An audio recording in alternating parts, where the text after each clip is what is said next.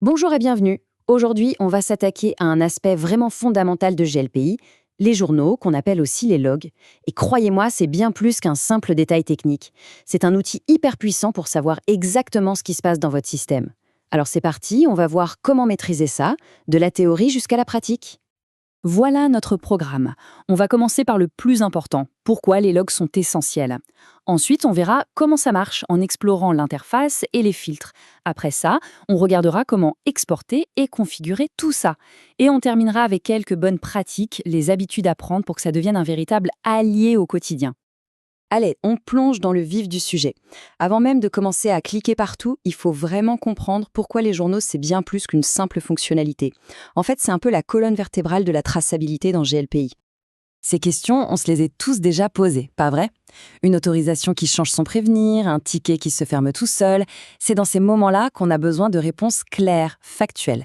Eh bien, c'est exactement ce que les journaux nous donnent. Et voilà la réponse. En fait, les journaux, c'est un peu la boîte noire de votre instance GLPI. Ils enregistrent tout, de manière chronologique, chaque action importante. Ça crée un historique qui est fiable et indiscutable. C'est tout simplement la mémoire de votre système. Et ce qui est vraiment intéressant ici, c'est que les bénéfices vont bien au-delà de la simple résolution de problèmes. On parle de sécurité, par exemple, en repérant une connexion depuis un endroit bizarre. On parle de traçabilité, pour savoir qui a validé quoi et quand. Et bien sûr, on parle de conformité, ce qui est souvent un point non négociable dans un contexte pro. Ok, maintenant qu'on a bien compris le pourquoi, passons au comment. Il est temps de découvrir l'interface où toute cette information prend vie. C'est un peu notre tableau de bord pour mener l'enquête. Et là, voilà. Bon, au premier abord, ça peut paraître un peu dense, il y a beaucoup d'informations. Mais pas de panique, tout est organisé de façon très logique pour qu'on puisse trouver rapidement ce qu'on cherche. Chaque colonne a sa raison d'être, on va voir ça. Allez, on décortique ça ensemble. La colonne source, c'est pour savoir d'où vient l'événement. Service, ça précise l'action, comme une mise à jour ou une connexion. Message, c'est le détail de ce qui s'est passé. Mais la colonne la plus stratégique, c'est niveau. Ça va de 1, une simple info, à 5, une erreur critique. C'est vraiment le premier indicateur pour trier ce qui est important de ce qui l'est moins. Bon, on quitte la théorie, on passe à la pratique. Comprendre l'interface, c'est une chose.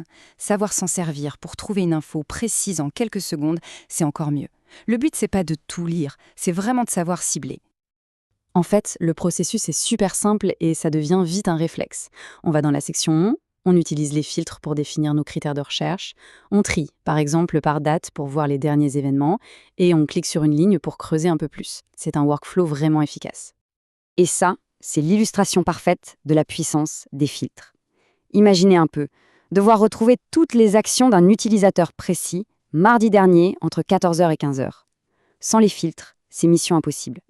Avec les filtres, c'est l'affaire de quelques clics. Le gain de temps et d'efficacité est juste phénoménal. D'accord, donc on sait trouver l'information. Maintenant, voyons comment l'extraire pour faire un rapport, par exemple, et surtout, comment dire à GLPI ce qu'on veut qu'il enregistre et pendant combien de temps.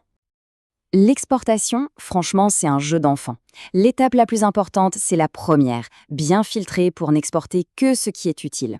Ensuite, on choisit le format. CSV si on veut faire une analyse poussée dans un tableur, PDF pour un rapport propre et officiel, ou texte brut pour l'intégrer ailleurs.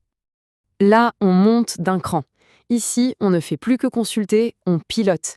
On va décider activement ce que GLPI doit surveiller et mémoriser en fonction des besoins réels de notre organisation. Ici, on a 3 leviers principaux. Le niveau de journalisation, ça permet de choisir si on enregistre absolument tout ou seulement ce qui est vraiment critique. La rétention, c'est un équilibre à trouver entre garder un historique long et préserver les performances de la base de données. Et enfin, on peut même désactiver la journalisation pour des actions qu'on ne juge pas pertinentes. Pour finir, voyons comment intégrer la gestion des journaux dans notre routine. L'idée, c'est de passer d'une consultation en cas de problème à une surveillance proactive qui permet de les anticiper. Le mot-clé ici, c'est vraiment la proactivité. Il ne faut pas attendre qu'il y ait un problème pour regarder les journaux.